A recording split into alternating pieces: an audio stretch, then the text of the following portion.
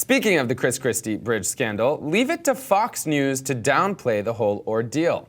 Yep, that's right. While the rest of the media world blasted Christie headlines left and right, Fox News chose to be rather silent about the Republican governor's affiliation with the September lane closure of the George Washington Bridge, a closure that ended up being part of a ploy to gain political revenge on a Christie opponent.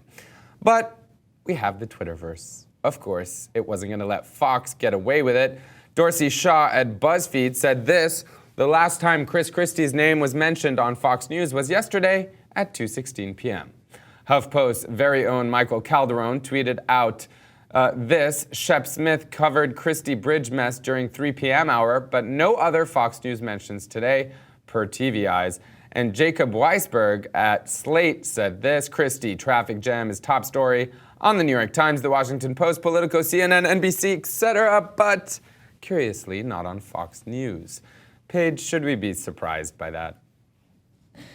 I don't know if we should be surprised by that. I'd say across the board, people think Christie is an interesting character. All news outlets typically like to cover his news just because of his personality and charisma on camera, you could call it. Yeah.